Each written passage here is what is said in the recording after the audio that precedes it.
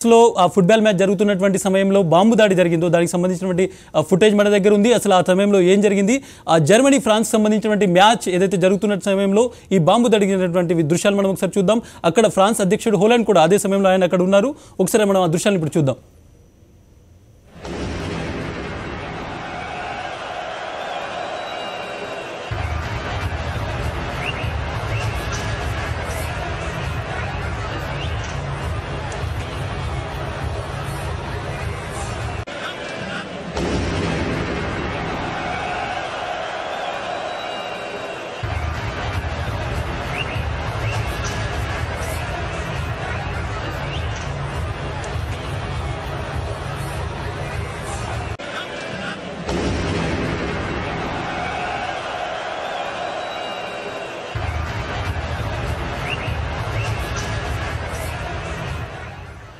ప్యారిస్లోని D స్టేడియంలో జరిగినటువంటి ఆ బాంబు దాడికి సంబంధించిన దృశ్యాలు మనం చూస్తున్నాము. కొద్ది క్షణాల క్రితం ఏవైతే మ్యాచ్ జరుగుతున్నటువంటి దృశ్యాలు మనం చూస్తున్నాం. మ్యాచ్ జరిగిన తర్వాత కంటిన్యూ అవుతున్నటువంటి సమయంలో ఒక పెద్ద శబ్దం వచ్చింది. ఆ శబ్దం తర్వాత అందరూ అక్కడి నుంచి బయటికి పరిగెత్తే ప్రయత్నం చేశారు. అక్కడ అధ్యక్షుడు కూడా ఆ సమయంలో ఆయన మ్యాచ్ చూస్తున్నారు. జర్మనీ ఫ్రాన్స్కు సంబంధించినటువంటి మ్యాచ్ ఏదైతే ఉందో జర్మనీ ఫ్రాన్స్ సంబంధించినటువంటి ఒక ఫ్రెండ్షిప్ మ్యాచ్ జరుగుతుంది. అక్కడ అధ్యక్షుడు ఆ సమయంలో స్టేడియంలో కూర్చొని ఉన్నారు. ఆ బాంబు పేలిన తర్వాత 3 గేట్ల నుంచి అక్కడ ఉన్నటువంటి ప్రేక్షకుల్ని కావచ్చు అధ్యక్షుడిని అక్కడ నుంచి తరలించారు. దాదాపు 1500 మంది ఆర్మీ సిబ్బందిని అక్కడ డిప్లాయ్ చేసినటువంటి పరిస్థితి. ఆ మ్యాచ్కు సంబంధించినటువంటి దృశ్యాలు మనం చూడొచ్చు. బాంబు శబ్దం కూడా అక్కడ వినిపించింది. ఒక మానవ బాంబు అక్కడ పేలినట్టుగా కూడా భద్రతా సిబ్బంది చెప్తున్నారు. దీనికి సంబంధించి ఇంకా కన్ఫర్మిటీ రావాల్సి ఉంది. 3 బాంబు పేలులు జరిగాయని చెప్తున్నారు. అందులో 2 ఆత్మాహుతి దాడులు జరిగాయనేటువంటి వార్తలు కూడా వస్తున్నాయి. ప్రస్తుతం మనం డి స్టే ఏదైతే జాతీయ స్టేడియం ఉందో, జాతీయ ఫుట్బాల్ స్టేడియం ఉందో ఫ్రాన్స్కు సంబంధించి అక్కడ జరిగినటువంటి బాంబు పేలుడుకు సంబంధించినటువంటి దృశ్యాలు చూస్తున్నాం. బాంబు పేలుడు కంటే ముందు అందరూ మ్యాచ్ చూస్తున్నారు. ఫుట్బాల్ మ్యాచ్ జరుగుతుంది. ఆ తర్వాత ఒక్కసారిగా పెద్ద శబ్దం వచ్చింది. అక్కడ నుంచి అందరూ పరిగెత్తే ప్రయత్నం చేశారు. సెక్యూరిటీ సిబ్బంది 3 గేట్ల నుంచి వాళ్ళని బయటికి తరలించినటువంటి పరిస్థితి. దాదాపు ఈ స్టేడియంలో 10 నుంచి 15 మంది చనిపోయి ఉంటారు అనేటువంటి వార్తలు వస్తున్నటువంటి పరిస్థితి. Und angefangen hat ja alles heute Vormittag mit einer Bombendrohung im deutschen Spielerhotel, die sich Gott sei Dank nicht bestätigt hat. Da hatte man noch die Hoffnung, das war alles nur ein übler Scherz an diesem Tag.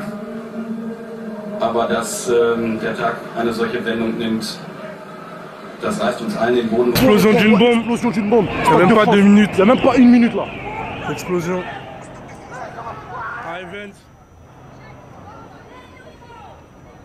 Right, okay. Srinath, మనం చూస్తున్నాం ఇక్కడ జరిగినటువంటి ఆ దాడికి సంబంధించినటువంటి దృశ్యాలు మనం ప్రస్తుతం చూస్తున్నాం. నిజంగానే ఒక పెద్ద ఉపద్రవం అనుకోవచ్చు. ఫ్రాన్స్ చరిత్రలో 2వ ప్రపంచ యుద్ధం తర్వాత జరిగినటువంటి ఒక పెద్ద మానవ దాడిగా దీన్ని చూస్తున్నారు. మీరేం చెప్తారు? ఖచ్చితంగా ఇస్మాయిల్, నిజంగా యూరోపియన్ యూనియన్ దేశాలన్నీ భయంతో వణికిపోయే ఒక పెద్ద ఘటన ఇవాళ ఫ్రాన్స్ లో చోటు చేసుకుంది.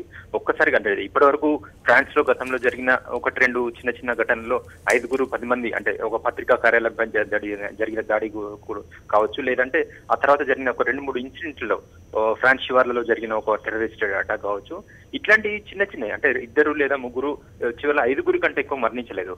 ఒకేసారి 170 మంది వరకు మరణించి అంటే తీవ్రవాద దాడుల్లో బలయ్యారన్న ఒక పెద్ద విషయం మొత్తం యూరోపియన్ యూనియన్ దేశాలన్నీ ఇప్పుడు ఒక పెద్ద భయకంపితులను చేస్తుంది.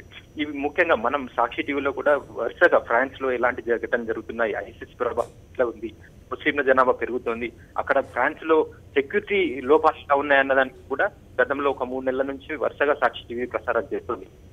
ఐసిస్ చరిత్ర ఏంటి, ఈ సిరియా నుంచి వస్తున్న వలసవాదులను అంటే ఒక మానవత్వం తర్వాత ఉగ్రవాదం 2 విభిన్న కోణాల్లో చూసినప్పుడు మానవత్వం ద్వారా వాళ్ళని రానివ్వడం, ఆ తర్వాత సెక్యూరిటీ ల్యాప్సెస్ వల్ల ఇలాంటి ఘటనలు చోటు చేసుకోవడం చేస్తుంది. ఇప్పటి వరకు అందిన ప్రాథమిక విశ్లేషణ చూస్తే ఖచ్చితంగా ఇది ఐసిస్ పని అన్నది ప్రాథమికంగా అనుమానిస్తున్నారు. ఐసిస్ వాళ్ళే అయితేనే, ఐసిస్ టెర్రరిస్టులు అయితేనే ఇంత స్ట్రాంగ్ గా అంటే ఎలాంటి డిమాండ్ చేయకుండా దాడుల పాల్పడుతున్నారు. ఇస్మాయిల్, మనము ఇంతకుముందు ముంబై ఈ దాడితో దీన్ని ఖచ్చితంగా పోల్చొచ్చు అన్నది మనం స్పష్టంగా అర్థమవుతుంది. ముంబైలో కూడా ఇలాగే 5-6 చోట్ల వేర్వేరు లక్ష్యాలను ఏర్పాటు చేసుకుని దాడులు చేయడం, అక్కడ కూడా తాజ్ హోటల్లో కూడా దొరికిన వాళ్ళని దొరికినట్టు కాల్ చేయడం, ఈ మనం గతంలో ప్రసారం చేసిన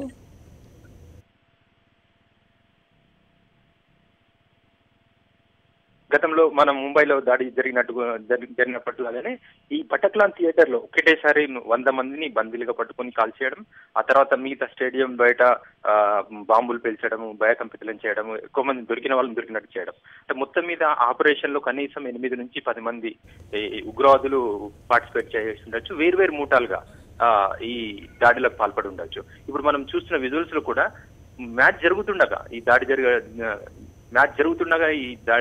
జరిగితే బాంబులు పెరగడంతో వాళ్ళంతా భయకంపితులు ఎటు వెళ్లాలో కూడా అర్థం కాని పరిస్థితి.